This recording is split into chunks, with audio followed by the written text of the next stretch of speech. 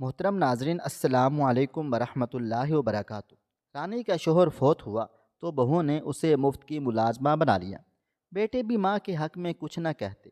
رانی تہجد کی نماز میں خدا کے آگے خوب آنسو بہاتی۔ ایک دن وہ تہجد کی نماز پڑھ کر دعا مانگ رہی تھی کہ اچانک معجزہ ہوا اور رانی کے ہوش اڑ گئے، کیونکہ اس کے مرحوم شوہر کا شوکت علی، تمہارے جانے کے بعد دیکھو تمہاری رانی کی کیا حالت ہو گئی ہے۔ قبرستان کے ایک گوشے میں تنہا بیٹھی ہوئی وہ عورت ہچکیوں کے ساتھ رو رہی تھی۔ جب تک اس کا شوہر شوکت علی زندہ تھا اس نے کبھی دکھ کا کوئی دن بھی نہیں دیکھا تھا۔ شوکت علی نے اسے اپنی پلکوں پر بٹھا کر رکھتا تھا۔ اس کی زبان سے نکلا ہوا ہر لفظ اسے اپنی ہر خواہش سے زیادہ عزیز ہوتا تھا۔ شوکت علی ایک بہت بڑے ہوٹل کا مالک تھا، لیکن وہ کہتا تھا کہ یہ سب میری بیوی رانی کے نصیب سے مجھ کو حاصل ہوا ہے، کیونکہ جب رانی کی اور اس کی شادی ہوئی تھی اس وقت وہ ایک معمولی سا سبزی فروش تھا۔ رانی اچھے وقتوں میں 8 جماعتیں پڑھی ہوئی تھی، ابھی 16 برس کی ہوئی تھی کہ ماں باپ نے پہلا رشتہ آنے پر ہی اس کی شادی طے کر دی تھی۔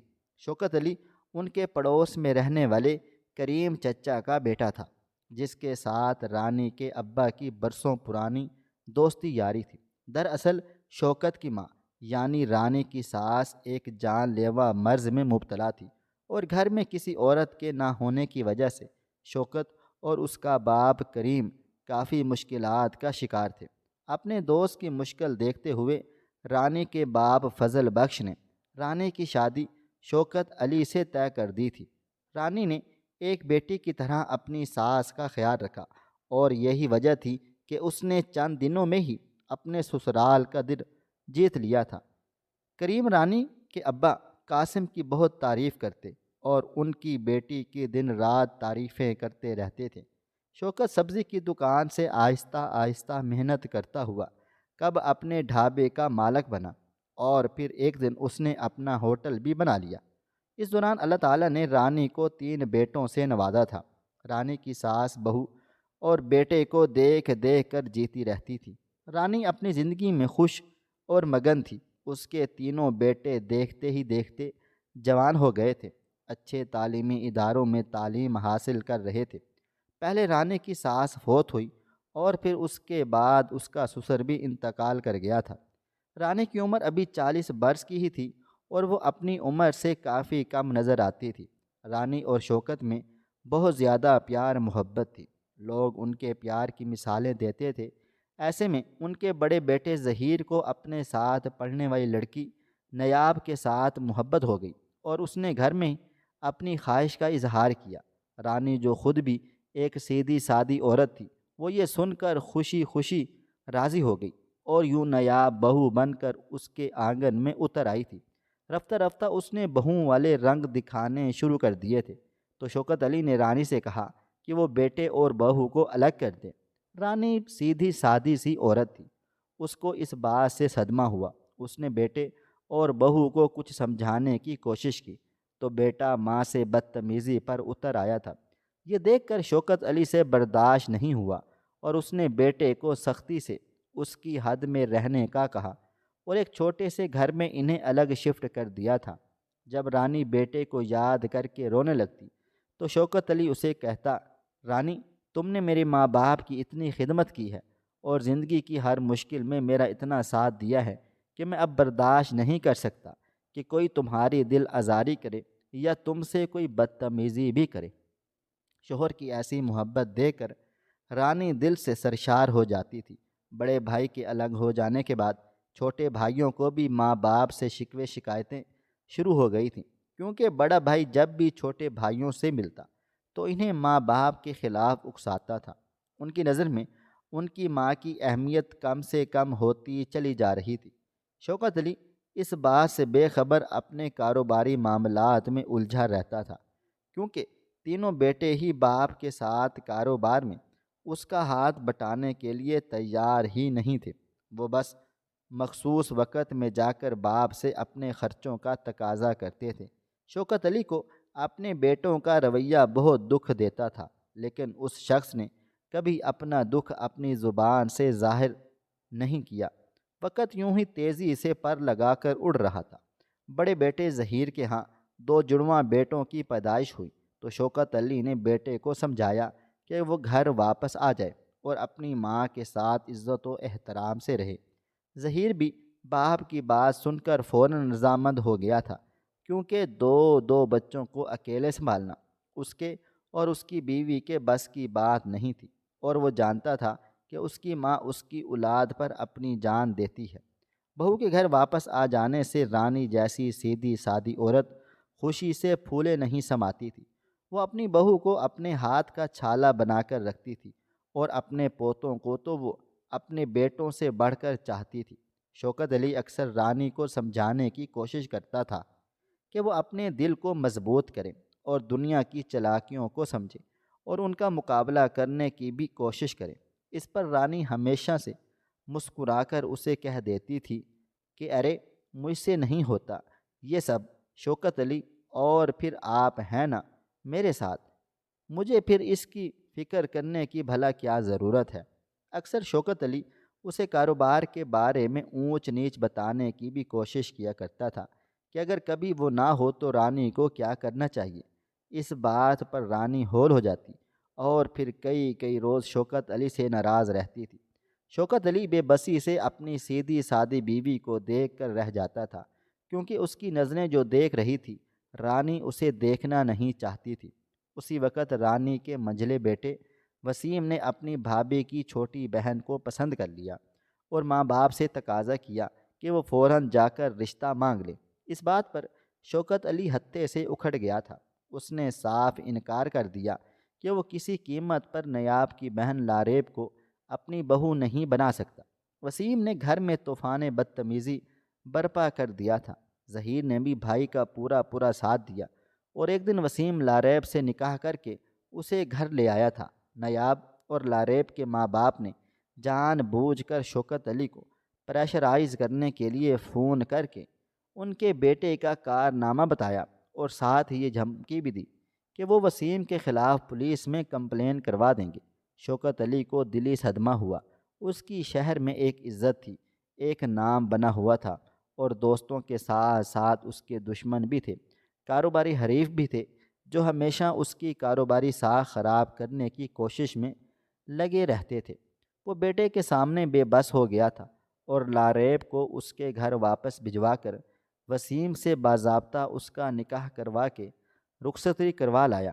اب تو نیاب اور لاریب دونوں بہنیں مل کر ساس سسر کے خلاف محاذ کھولے رکھتی تھی۔ شوکت علی نے رانی کو سختی سے منع کیا تھا کہ اسے کوئی ضرورت نہیں ہے اپنی بہو کے ساتھ کوئی بھی تعلق جوڑنے کی، کیونکہ وہ جانتا تھا کہ اس کے بیٹے جان بوجھ کر اسے بلیک میل کر رہے ہیں تاکہ وہ وقت سے پہلے ہی انہیں ان کا حصہ دے کر خاموش کروا دے۔ پچھلے کچھ دنوں سے اس کے کاروبار میں اونچ نیچ چل رہی تھی، جس کا اس کی صحت پر بہت برا اثر پڑ رہا تھا۔ حیرت انگیز طور پر تیسرا بیٹا جو کچھ روز پہلے تک ماں باپ کا مخالف بنا ہوا تھا، اب اس کا رویہ ماں اور باپ دونوں سے ہی ٹھیک ہوتا جا رہا تھا۔ شاید اس کے دل میں ماں باپ کی قدر پیدا ہو رہی تھی، کیونکہ دونوں بڑے بھائی کھلے عام باپ اور ماں کو مجبور کر رہے تھے کہ وہ انہیں ان کے حصے کی وراثت دے دیں۔ گھر کا ماحول خراب سے خراب تر ہوتا چلا جا رہا تھا۔ ایسے میں نعیم، جو رانی کا تیسرا بیٹا تھا، اس نے اپنے ماں باپ سے اجازت مانگی کہ وہ بیرون ملک جا کر تعلیم حاصل کرنا چاہتا ہے۔ شوکت علی نے شدید مالی مشکلات کے باوجود چھوٹے بیٹے کی خواہش پوری کرتے ہوئے اسے امریکہ بھیج دیا۔ وہ خود زیادہ پڑھا لکھا نہیں تھا، اس لیے اس کی بھی خواہش تھی کہ اس کی اولاد میں سے کوئی پڑھ لکھ کر اپنا نام بنا لے، لیکن بڑے دونوں بیٹے تعلیم کے نام پر ٹائم پاس کرتے کرتے اپنا گھر بسا کر بیٹھ گئے تھے۔ روز روز کے لڑائی جھگڑوں سے تنگ ہو کر شوکت علی اپنی بیوی رانی کو لے کر ایک چھوٹے سے مکان میں شفٹ ہو گیا تھا، کیونکہ بڑے دونوں بیٹوں نے باپ کا محنت سے بنایا ہوا عالی شان بنگلہ خالی کرنے سے انکار کر دیا تھا۔ ان کے مطابق اس پر ان کا زیادہ حق تھا۔ ظہیر اور وسیم اب کاروباری معاملات میں مداخلت کرتے تھے۔ شوکت علی کی ہوٹل کے مینجمنٹ کے ملازمین ان سے خاصے پریشان رہتے تھے۔ دونوں کا جب بھی جی چاہتا وہ اپنے باپ کی ہوٹل پر دھونس جمانے کے لیے پہنچ جاتے تھے۔ شوکت علی کی صحت دن بدن تیزی سے گرتی چلی جا رہی تھی۔ ایک روز وہ ہوٹل میں ہی بے ہوش ہو کر گرا تو منیجر اسے اٹھا کر ہاسپٹل لے گیا تھا، جہاں پر یہ بھیانک انکشاف ہوا کہ شوکت علی بلڈ کینسر میں مبتلا ہے اور اس کے پاس وقت اب نہایت کم بچا ہوا ہے۔ یہ خبر سن کر رانی کے پیروں کے نیچے سے زمین ہی نکل گئی تھی۔ شوکت علی اپنی بیوی کے لیے بہت پریشان تھا۔ اس نے اپنے بیٹے نعیم سے رابطہ کرنے کی بے حد کوشش کی، لیکن اس کا رابطہ نہ ہو سکا۔ حالات ایک دم سے بگڑے تھے اور باپ اور ماں دونوں ہی بڑے بیٹوں کے رحم و کرم پر آ گئے تھے۔ 3 ماہ تک رانی اپنے لاچار شوہر کے ساتھ ہاسپٹل کے چکر کاٹتی رہی اور پھر ایک روز شوکت علی چپ چاپ خاموشی سے یہ دنیا چھوڑ گیا۔ اس کے جانے سے رانی کی دنیا ایک دم سے اندھیر ہو گئی تھی۔ کاروبار، مکان اور باقی سارے معاملات کو بیٹوں نے ایک دم سے اپنے ہاتھوں میں لے لیا اور رانی کی حیثیت وہاں پر ایک فالتو پرزے جیسی ہو گئی تھی۔ ابھی رانی کی عدت بھی نہیں ہوئی تھی کہ دونوں بہوؤں نے اسے اپنی ملازمہ سمجھ کر اس کے ساتھ نہایت نامناسب رویہ اختیار کر لیا۔ وہ دن رات روتی رہتی اور اپنے شوہر شوکت علی کو یاد کرتی رہتی، کیونکہ وہ شخص جب تک اس کے سر پر سائبان بن کر کھڑا ہوا تھا اسے کسی بات کا غم اور فکر بالکل بھی نہ تھی، لیکن اس کے جاتے ہی وہ جیسے بھری دنیا میں اکیلی ہو کر رہ گئی تھی۔ بیٹوں نے آنکھیں ماتھے پر رکھ لی تھی۔ ان کو اس بات سے کوئی فرق نہیں پڑتا تھا کہ ان دونوں کی بیویاں ان کی سگی ماں کے ساتھ دن بھر بدسلوکی کرتی ہیں اور نامناسب خوراک ملنے کی وجہ سے ماں ایک دم ہی بوڑھی ہو گئی ہے۔ وہ نماز پڑھ کر اپنے شوہر کے لیے اصالِ ثواب کرنے کے لیے جیسے ہی کلام پاک لے کر بیٹھنے کی کوشش کرتی، اس کی بہویں کام کے لیے شور مچا ڈالتیں۔ بہوؤں کے کہنے میں آ کر ظہیر اور وسیم نے اپنی ماں سے جائیداد کے کاغذات پر سائن بھی کروا لیے تھے۔ رانی کی حیثیت اس گھر میں ایک ملازمہ سے بڑھ کر نہ تھی۔ جیسے ہی اس کی عدت پوری ہوئی، بہو نے اس سے نوکروں کی طرح کام کروانا شروع کر دیا تھا۔ جب بھی وہ اسے بچوں کو اسکول سے لینے بھیجتی یا پھر سودا سلف لینے بھیجتی تو رانی چھپ چھپا کر شوہر کی قبر پر جا کر پہنچتی اور بچوں کی طرح بیٹھ کر زاروں قطار رونے لگتی تھی۔ دیکھتے ہی دیکھتے 3 سال گزر گئے اور ظہیر نے اپنے باپ کی محنت سے قائم کی ہوئی ہوٹل کو چٹکیوں میں تباہ و برباد کر دیا اور پھر تنگ ہو کر اس کی نیلامی کر ڈالی۔ ماں نے ان دونوں کو روکنے کی بہت کوشش کی، لیکن وہ باز نہیں آئے۔ ایک روز رانی کو اس کی بڑی بہو نیاب نے صرف اتنی سی بات پر بری طرح سے پیٹ ڈالا کہ رانی نے اس کی چائے میں چینی کم ڈالی ہوئی تھی۔ رانی کے ذہن پر اس چیز کا اتنا برا صدمہ اثر پڑا کہ وہ گہرے صدمے میں چلی گئی۔ گھر کے ملازم بھی بعض اوقات اس کی حالت دیکھ کر رو پڑتے تھے۔ ایک لڑکا قاسم کئی سال سے ان کے گھر میں ڈرائیونگ کی نوکری کر رہا تھا۔ قاسم نے جب رانی کی یہ حالت دیکھی تو اسے مدد کی پیشکش کی۔ رانی جو اپنے دونوں بیٹوں سے بری طرح سے مایوس ہو چکی تھی، اسے قاسم کی بات دل کو لگی اور وہ چپکے سے اپنے 2 جوڑے کپڑوں کے لے کر گھر چھوڑ کر چلی گئی تھی۔ بیٹوں کو جب یہ معلوم ہوا تو وہ اپنی اپنی بیویوں پر ناراض ہوئے اور ماں کو ڈھونڈنے کی کوشش کرنے لگے تھے، کیونکہ ان کے باپ شوکت علی نے رانی کے نام پر ایک خطیر رقم بینک میں جمع کروا کر رکھی ہوئی تھی۔ اگر رانی ان کے ساتھ رہتی تو وہ لوگ رانی کو پریشان کر کے ڈرا دھمکا کر وہ رقم بھی اس سے ہتھیا لیتے، لیکن رانی تو اس سے پہلے ہی گھر چھوڑ کر چلی گئی تھی۔ کاروبار تو شوکت علی کی بیماری میں ہی ڈوب چکا تھا، کیونکہ دونوں ہی بھائیوں کو اپنی عیاشیوں سے فرصت ہی نہیں ملتی تھی۔ جب گھر میں روپے پیسے کی تنگی ہوئی تو دونوں بہنوں کی بھی آپس میں انبن رہنے لگی تھی۔ دونوں بہنیں ایک دوسرے کو مرد الزام ٹھہراتی تھیں کہ ان کی ساس رانی کے گھر چھوڑ کر جانے میں کہ کس کا قصور زیادہ ہے۔ وقت بڑی تیزی سے گزر رہا تھا۔ دوسری طرف نعیم کی ڈگری پوری ہونے والی تھی۔ باپ کے مر جانے کی خبر اسے بھی ملی تھی، مگر وہ تعلیم کے ساتھ ساتھ پارٹ ٹائم نوکری بھی کرتا تھا تاکہ اپنے اخراجات پورے کر سکے۔ اس لیے پاکستان واپس آنا اس کے لیے ممکن نہیں تھا۔ دیکھتے ہی دیکھتے ظہیر اور وسیم کے حالات اتنے خراب ہوئے کہ جس عالی شان بنگلے میں وہ دونوں بھائی رہائش پذیر تھے، نوبت اسے بھی نیلام کرنے پر آ گئی تھی۔ خیر، قرض گاہوں کو رقم کی ادائیگی کے بعد ان کے پاس اتنا بھی نہیں بچا تھا کہ وہ اپنے بیوی بچوں کے لیے کوئی بہتر روزگار ہی کر لیتے۔ نیاب اور لاریب کے ماں باپ نے بھی برا وقت دیکھ کر ان لوگوں سے منہ موڑ لیا تھا۔ حالانکہ ان دونوں بہنوں نے اپنے میکے والوں کو خوب عیش کروائے تھے۔ چھوٹے چھوٹے کرائے کے گھروں میں رہتے ہوئے جب ظہیر اور وسیم کو مزدوریاں کرنی پڑی تو انہیں احساس ہو گیا تھا کہ انہوں نے خود اپنے پاؤں پر کلہاڑی مار کر اپنی جڑوں کو کھوکھلا کر لیا ہے۔ انہیں وہ بدسلوکی اور ظلم و ستم یاد آیا جو ان دونوں نے اپنے ماں باپ کے ساتھ کیا تھا، مگر اب پچھتانے سے کچھ بھی حاصل نہیں ہو سکتا تھا۔ وہ اپنی ماں کو ڈھونڈنے کی کوشش کر رہے تھے کیونکہ انہیں معلوم تھا کہ ان کی ماں کا دل بہت بڑا ہے۔ دونوں ہی یہ امید رکھتے تھے کہ اگر ان کی ماں کو ان کے حالات کے بارے میں معلوم ہوا تو وہ چپ چاپ اپنے نام پر جمع رقم ان کے حوالے کر کے ان کو ان حالات سے گزرنے سے بچا لیں گی۔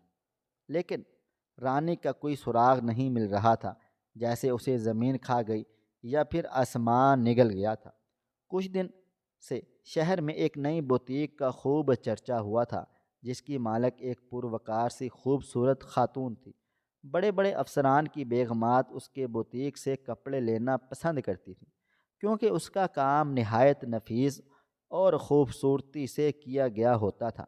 ایک روز اس عورت نے اخبار میں اشتہار دیا کہ اسے اپنے گھر کے لیے ملازمہ کی ضرورت ہے۔ کئی ضرورت مند عورتوں نے اس کے سیکرٹری سے رابطہ کیا اور اس نے ایک عورت کا انتخاب کر کے اسے اگلے ہی دن کام پر بلا لیا تھا۔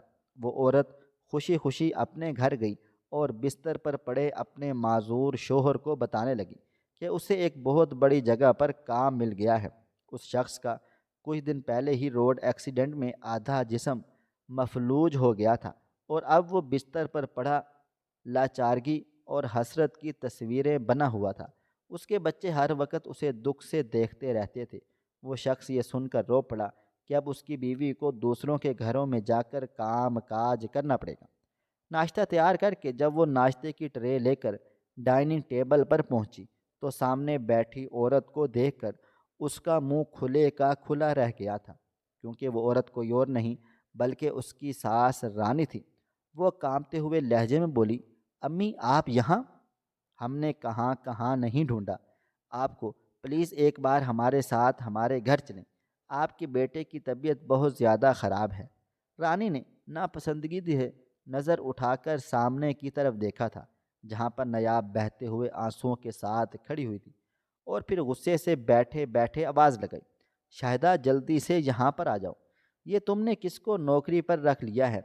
ابھی کہ ابھی اسے یہاں سے چلتا کرو۔ شاہدہ، جو اس کی خاص ملازمت تھی اور گھر کے باقی معاملات کو بھی وہی دیکھتی تھی، وہ یہ سن کر گھبرا گئی اور فوراً نیاب سے کہنے لگی، چلو بی بی یہاں سے چلے جاؤ، تم نے بڑی بی بی صاحبہ کو ناراض کر دیا ہے، تمہاری نوکری ابھی اور اسی وقت ختم کی جاتی ہے۔ یہ سن کر نیاب کے پیروں کے نیچے سے زمین نکل گئی تھی اور وہ دھاڑیں مار مار کر وہیں زمین پر بیٹھ کر رونے لگی۔ وہ بے بسی سے اپنی ساس کی طرف دیکھ رہی تھی اور پھر اس کی ملازمہ کی طرف، پلیز مجھے نوکری سے مت نکالیں، یہ نوکری میرے بچوں کے لیے بہت ضروری ہے، میرے گھر میں فاقوں کی نوبت آ گئی ہے، میرے بیمار شوہر کو دوائیاں اور کھانا نصیب نہیں ہو رہا۔ شاہدہ اس کی باتیں سن کر پریشانی سے رانی کی طرف دیکھ رہی تھی۔ رانی نے گردن کا اشارہ کیا اور شاہدہ نے اسے کھری کھوٹی باتیں سنا کر نوکری پر رکھ لیا تھا۔ نیاب نے اپنے آنسو صاف کر کے کچن کی راہ لی۔ وہ دل ہی دل میں اپنی پرانی غلطیوں کے لیے بہت زیادہ شرمندہ تھی۔ اس لیے کہتے ہیں کہ کسی کے ساتھ اتنا برا سلوک کرو کہ جب تک وہ پلٹے تو تم اسے اپنے ساتھ برداشت کر سکو۔ وہ صبح سے لے کر رات تک کام میں مصروف رہی۔ اس نے دل میں پختہ ارادہ کر لیا تھا کہ کوئی بات اپنے شوہر کو ہرگز نہیں بتائے گی کہ اسے اپنی ساس کے گھر میں ہی نوکری ملی ہے۔ اس نے اس بات پر صبر کر لیا تھا، کیونکہ یہ جو کچھ بھی ہو رہا تھا سب کچھ مکافات عمل کا حصہ تھا۔ وہ لوگ مل کر اس عورت کے اوپر زمین تنگ کرتے اور نہ ہی آج ان حالات کا شکار ہوتے۔ وقت یوں ہی تیزی سے گزر رہا تھا۔ ہر مہینے اسے ایک معقول تنخواہ مل جاتی تھی، جس سے وہ اپنے گھر کی باقی ضروریات پوری کرتی، اور رانی اسے مکمل نظر انداز کیے ہوئے تھی۔ وہ صبح گھر سے نکلتی اور رات گئے واپس لوٹتی تھی۔ نیاب یہ دیکھ کر بس حیران ہوئی چلی جاتی تھی کہ جس عورت کو وہ جاہل اور ان پڑھ سمجھ کر اس کے ساتھ اتنا برا رویہ اپنا کر رکھتے تھے، وہ عورت اتنی شاندار زندگی گزار رہی تھی، اور اس روز اس کی حیرت کی انتہا نہیں رہی جب دوسرے ملازموں نے اسے بتایا کہ آج شام کے لیے وہ خاص اہتمام کر لے، کیونکہ آج ان کی بیگم صاحبہ کے شوہر بیرون ملک سے آ رہے ہیں۔ حیرت اور صدمے سے نیاب کا برا حال ہو گیا تھا، مگر وہ کچھ بھی کہنے کا حق کھو چکی تھی۔ اس کی ساس کیسے اس عمر میں دوسری شادی کر سکتی ہے؟ اس نے دل ہی دل میں پختہ ارادہ کر لیا کہ وہ شام کو گھر پہنچتے ہی اپنے شوہر کو بتا دے گی کہ اسے کس کے گھر میں نوکری ملی ہے، اور پھر اپنے دیور کو بھی بتا دے گی کہ ان کی ماں اسی شہر میں موجود ہے، اور نہ صرف یہ کہ وہ بہت بڑی کاروباری شخصیت بن گئی ہے، بلکہ اس نے دوسری شادی بھی کر لی ہے۔ لیکن شام کو جب اس کی نظر اپنی ساس رانی کے شوہر پر پڑی تو وہ صدمے سے بالکل چور چور ہو گئی تھی، کیونکہ اس کا شوہر کوئی اور نہیں بلکہ ان کا پرانا ملازم قاسم ہی تھا۔ رانی بالکل اپنے نام کی طرح کسی رانی سے کم نہیں لگ رہی تھی۔ قاسم نے بھی نیاب کو دیکھ لیا تھا، لیکن کسی خاص تاثر کا اظہار نہیں کیا تھا۔ گھر کے دوسرے ملازموں سے معلوم ہوا کہ قاسم کا دوسرے ملک میں بہت بڑا کاروبار ہے۔ نیاب یہ سوچ سوچ کر پریشان تھی کہ اگر اس کے شوہر کو یا دیور کو یہ معلوم ہو گیا کہ ان کی ماں نے ان کے نوکر سے شادی کر لی ہے، تو کہیں وہ غیرت میں آ کر اگر کوئی ایسا قدم نہ اٹھا لیں جس کی وجہ سے اس کے بچے جیتے جی مر جائیں۔ اس لیے نیاب نے سوچ سمجھ کر خاموش رہنے کا فیصلہ کر لیا تھا۔ ایک دو بار نیاب نے رانی سے معافی مانگنے کی بھی کوشش کی، لیکن رانی کا رویہ ایسا تھا کہ اس کی دوبارہ ہمت ہی نہ ہوئی۔ دیکھتے ہی دیکھتے ایک سال گزر گیا تھا، اور ایک بار نیاب کا چھوٹا بیٹا شدید بیمار ہو گیا اور وہ کام پر نہ جا سکی، تو رانی نے اپنی ایک ملازمہ کے ہاتھوں اس کے لیے ڈھیر سارے فروٹس اور رقم بھی بھجوا دی۔ نیاب کو رہ رہ کر اپنی بدسلوکی یاد آتی اور وہ شرمندگی کے گڑھے میں گر جاتی تھی۔ اسی دوران رانی کا سب سے چھوٹا بیٹا نعیم بھی امریکہ سے واپس لوٹ آیا تھا۔ اس نے پہلے اپنے بھائیوں کو ڈھونڈنے کی کوشش کی، اور پھر ماں کو۔ اپنے بھائی ظہیر اور وسیم کی حالت دیکھ کر نعیم کو بہت زیادہ شدید صدمہ ہوا، اور جب اس نے دونوں بھائیوں سے اپنی ماں کے بارے میں سوال کیا تو وہ دونوں ہی اپنی اپنی جگہ پر شرمندہ تھے۔ نعیم کو جب یہ بات معلوم ہوئی کہ والد صاحب کے گزر جانے کے بعد اس کی بھابھیوں نے اس کی ماں سے کیسا سلوک کیا تھا، تو وہ شدید غصے اور غم کا شکار ہو گیا، لیکن اپنے بھائیوں کی حالت اس سے بھی برداشت نہیں ہو رہی تھی۔ اس لیے اس نے اپنے دونوں بھائیوں کو ایک مناسب روزگار میں سرمایہ لگا کر انہیں ان کے پیروں پر واپس کھڑا کرنے میں ان کی مدد کر ڈالی تھی۔ نعیم پاگلوں کی طرح اپنی ماں کو تلاش کر رہا تھا۔ یہ دیکھ کر نیاب نے چپکے سے نعیم کو یہ بتا دیا کہ ان کی ماں رانی اب پہلے والی رانی نہیں رہی۔ وہ اس شہر کی ایک مشہور بوتیک کی مالک بن چکی ہے، اور اس کا دوسرا شوہر قاسم ایک بہت بڑا بزنس مین بن چکا ہے۔ نیاب کو امید تھی کہ نعیم قاسم کے بارے میں سن کر غصہ کرے گا یا پھر اپنی ماں کو برا بھلا کہے گا، لیکن ایسا کچھ بھی نہیں ہوا، بلکہ وہ فوراً اپنی ماں سے ملنے جا پہنچا تھا۔ رانی، جس نے پرانی یادوں کو فراموش کر کے قاسم کی دی گئی ہمت کے سہارے نئی زندگی شروع کی تھی، وہ اپنے سب سے چھوٹے بیٹے نعیم کو اپنے سامنے دیکھ کر اپنے جذبات پر قابو نہ رکھ سکی اور نعیم سے مل کر خوب روئی۔ نعیم خوش تھا کہ اس کی ماں ایک خوشحال زندگی گزار رہی ہے۔ رانی نے بیٹے کو بتایا کہ شوکت علی نے جانے سے پہلے رانی کے نام پر ایک اچھی خاصی رقم بینک میں چھوڑ کر قاسم کو اس کی مدد کرنے کی تلقین کی تھی۔ اگر وہ بنا کسی رشتے کے قاسم کے ساتھ رہتی تو یہ دنیا اس پر تنگ ہو جاتی، اس لیے اس نے سوچ سمجھ کر قاسم سے نکاح کر لیا تھا۔ اپنے بیٹے کو یہ ساری باتیں بتاتے ہوئے رانی دل ہی دل میں کچھ شرمسار سی بھی ہو رہی تھی، لیکن نعیم نے یہ ساری باتیں سن کر اپنی ماں کا ماتھا چوما اور اسے کہا، امی جان آپ نے ہمیشہ دوسروں کا سوچا اور بابا جان نے ہمیشہ سب کے ساتھ اچھائی کی، لیکن پھر بھی آپ دونوں کو اپنی ہی سگی اولاد سے جو تکلیف ملی ہے وہ بہت زیادہ دل دکھانے والی تھی۔ مجھے اس بات کی دلی خوشی ہے کہ آپ نے ایک درست فیصلہ کر کے اپنی زندگی کو ایک جائز سمت دی۔ نہ ہی میں باقی لوگوں کی طرح سوچتا ہوں اور نہ ہی مجھے اس بات کی پرواہ ہے کہ لوگ کیا کہیں گے، میں ہمیشہ آپ کے ساتھ ہوں۔ بیٹے کی یہ ساری باتیں سن کر رانی کو لگا کہ اس کے دل پر رکھا ہوا بوجھ جیسے ایک دم سے ہٹ گیا ہو۔ نعیم کچھ روز اپنی ماں کے پاس رہ کر واپس امریکہ لوٹ گیا تھا۔ قاسم عمر میں رانی سے 9 سال چھوٹا تھا، لیکن وہ ایک مثالی شوہر ثابت ہوا۔ رانی شروع سے ہی تہجد کی نماز کی پابندی کرتی تھی، اور جس روز اس نے اپنا گھر چھوڑا اس روز جب وہ تہجد کی نماز پڑھ کر کچھ دیر کے لیے سونے کے لیے لیٹی، اسی وقت اسے خواب میں اپنا مرحوم شوہر شوکت علی نظر آیا تھا۔ شوکت علی نے اسے فوراً وہ گھر چھوڑ کر جانے کے لیے کہا تھا۔ جب رانی کی آنکھ کھلی تو اس نے دیکھا کہ اس کے کمرے میں بری طرح سے سوئی گیس کی بدبو پھیلی ہوئی تھی۔ تیز سردیوں کی وجہ سے اس کے دونوں بیٹوں کے کمرے میں ہیٹر چلتے تھے، لیکن بہو نے اپنی ساس کے لیے گھر کا سب سے چھوٹا گندا کمرہ دیا ہوا تھا، اور رانی رات گئے تک ملازموں کی طرح کام کاج کرتی رہتی تھی، لیکن اسے اتنی اجازت نہیں تھی کہ وہ کچھ دیر کے لیے ہیٹر کے سامنے بیٹھ کر اپنی سردی دور کر سکے۔ اس کی بہو نے بیٹوں کے ساتھ مل کر اسے جان سے مارنے کا منصوبہ بنا لیا تھا، اور اسی لیے جب وہ تہجد پڑھ کر کچھ دیر سونے کے لیے لیٹی تو اس کی چھوٹی بہو نے کمرے میں ہیٹر رکھ کر جان بوجھ کر گیس لیکیج کا بہانہ بنا کر اس کی جان لینے کا ارادہ کیا تھا۔ ان لوگوں کا منصوبہ تھا کہ جب صبح وہ لوگ اپنے وقت پر سو کر اٹھیں گے تو تب تک رانی نیند کے دوران ہی سانس گھٹنے سے ختم ہو چکی ہوگی، اور وہ لوگ آسانی کے ساتھ یہ ثابت کر دیں گے کہ رات کو ہیٹر چلتا چھوڑ کر سونا ان کی جان لے گیا ہے۔ رانی گھبرا کر اپنے کمرے سے نکلی تھی۔ اس وقت پوری دنیا میں اسے کوئی بھی مددگار نظر نہیں آیا تھا۔ اس نے ساری عمر چار دیواری کے اندر گزاری تھی، اور اپنے شوہر کے علاوہ اسے کسی بھی دوسرے شخص کا سہارا نہیں تھا۔ اسی وقت قاسم بھی وہاں پر پہنچ گیا تھا، جو فجر کی نماز ادا کرنے کے لیے سو کر اٹھا تھا۔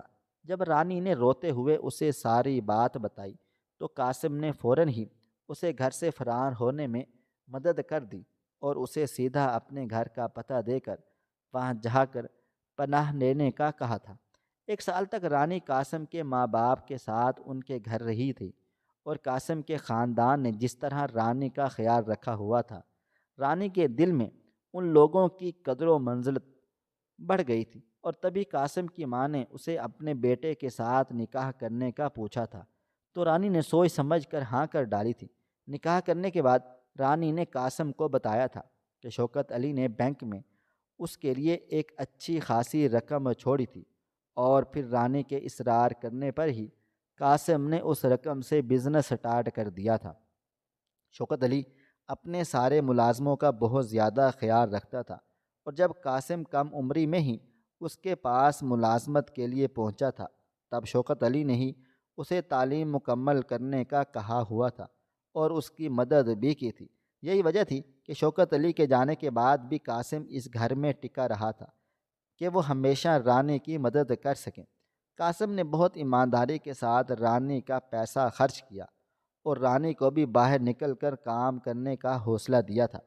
ہمیشہ شوکت علی بھی یہی چاہتا تھا کہ رانی کسی کی محتاج نہ ہو اور اپنا کوئی نام اور مقام بنا لے، اور اس کا یہ خواب پورا کرنے والا قاسم تھا۔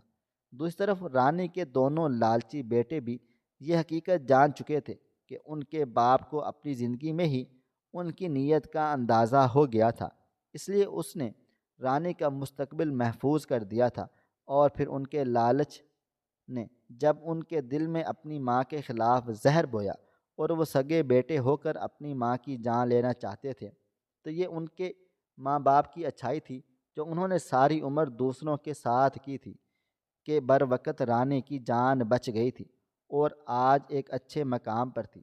اگر وہ لوگ باپ کے جانے کے بعد نصیحت پکڑتے اور اپنی ماں کا خاص خیال رکھتے تو آج وہ لوگ بھی کڑے وقت سے نہ گزرتے، ان کی اولاد بھی ان کی طرح ہی خود سر اور بد لحاظ ہوتی چلی جا رہی تھی، اور دونوں بیٹے اور بہویں اپنا مستقبل دیکھ دیکھ کر ہر وقت جلتے کٹتے رہتے تھے۔ بے شک نیکی کرنے والوں پر آزمائش آتی تو ضرور ہے، مگر وہ لوگ اس سے بچ نکلتے ہیں اور سرخرو ہو جاتے ہیں، لیکن جس کی نیت کسی اور کو نقصان پہنچانے کی ہوتی ہے، ایک دن وہ خود اپنے کھودے ہوئے گڑھے میں گر جاتا ہے۔ نعیم، جس نے باپ کے جانے کے بعد سیدھا راستہ اپنا لیا تھا، وہ اپنی ماں کی دعاؤں کی بدولت ایک بہترین زندگی گزار رہا تھا، اور ماں بھی اپنے اس بیٹے کے ساتھ ہمیشہ رابطے میں رہتی تھی۔ نعیم نے وہیں ایک ایسی لڑکی سے شادی کر لی جو اسلامی تعلیمات سے متاثر ہو کر مسلمان ہوئی تھی، اور کسی پیدائشی مسلمان سے زیادہ اچھی مسلمان ثابت ہوئی تھی۔ رانی کے بڑے بیٹوں ظہیر اور وسیم کو دیکھنے والے ان کے منہ پر ہی صاف کہہ جاتے تھے کہ ان کی مشکلیں اپنے ماں باپ کا دل دکھانے اور ان کی نافرمانی کرنے پر ان پر نازل ہوئی ہیں۔ محترم ناظرین، آپ کو ہماری آج کی کہانی کیسی لگی؟ کمنٹ باکس میں اپنی رائے کا اظہار کریں۔ خواہش صرف اتنی ہے کہ کچھ الفاظ لکھوں جس سے کوئی گمراہی کے راستے پہ جاتے جاتے رک جائے، اور نہ بھی رکے تو سوچ میں ضرور پڑ جائے۔ پیارے دوستوں، امید کرتا ہوں کہ آپ کو یہ ہماری کہانی پسند آئی ہوگی۔ کہانی پسند آئی ہو تو ویڈیو کو لائک کریں، کومنٹس کریں، شیئر کرنا بالکل بھی نہ بھولیں، اور ہاں، اگر آپ لوگ اس چینل پر نئے ہیں تو اس چینل کو سبسکرائب ضرور کر لیں اور نوٹیفیکیشن کو ضرور دبا دیں تاکہ آنے والی کہانی سب سے پہلے آپ کو مل سکے۔ ملتے ہیں کل ایک نئی اور دلچسپ کہانی کے ساتھ، تب تک اپنا ڈھیر سارا خیال رکھیے گا۔ اللہ حافظ۔